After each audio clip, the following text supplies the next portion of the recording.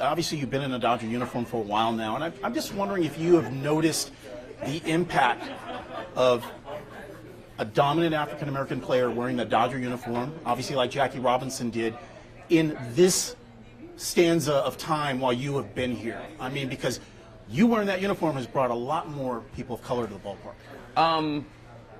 I think I'm kind of slowly starting to realize it. Initially, when I got here, I was still, I think I was 28, 29, and I'm still trying to find my way, still trying to just be successful. Get a contract, be able to provide for my family, and I still am. But I think life is starting to kind of happen.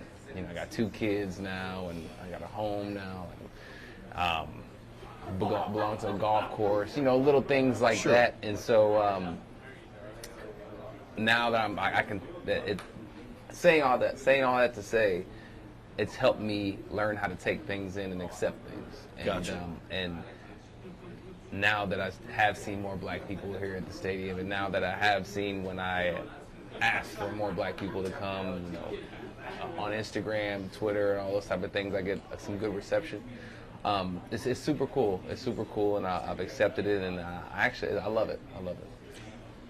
What has having a second child done for your family mixture with baseball mixture? I have 3 kids, so but I'm not playing baseball every day. Yeah. So tell me about that. Outside of the no sleep, which is normal, it's just a different dynamic, something new that you have to learn how to learn how to navigate through it. And I'm still trying to figure it out myself.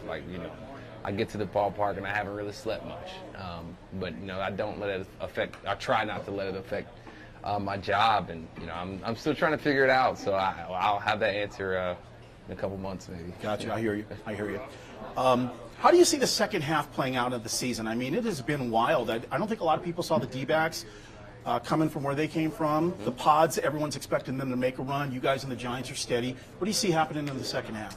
I don't know. I don't know. I mean, I'm sure there's some moves will be made probably for all parties. And so I think, once that happens, the picture will definitely get a lot more clear. But I do know that it's going to be a dogfight going down to the last few games. Nobody's going to roll over.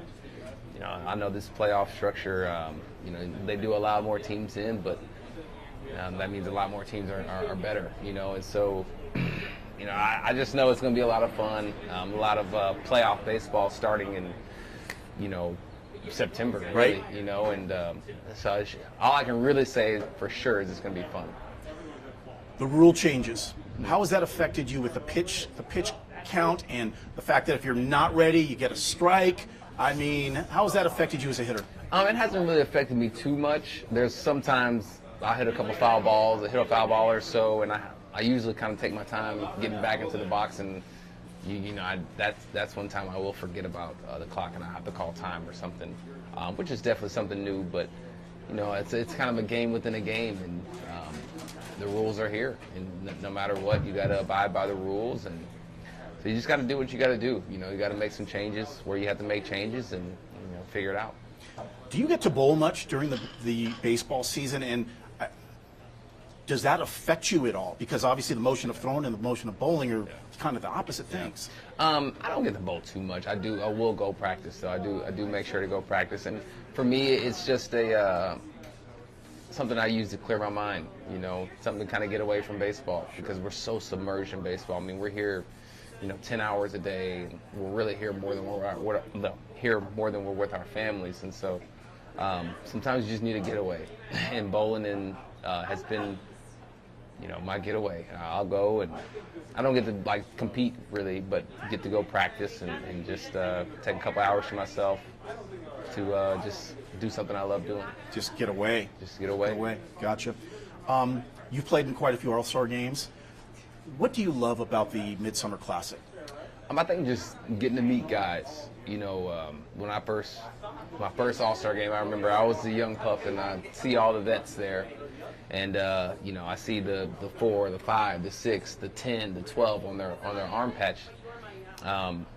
for how many games they played and how many All-Star games they've been in, and I always said to myself, I want to have double digits, and so that's one thing that's super cool is being able to be here, be in the game, or not here, but in the game, and then really just being able to now I'm kind of in the middle. I'm not old, but I'm not young, and so just kind of see the new faces, see everyone coming through, and see the talent. Man, the talent's crazy.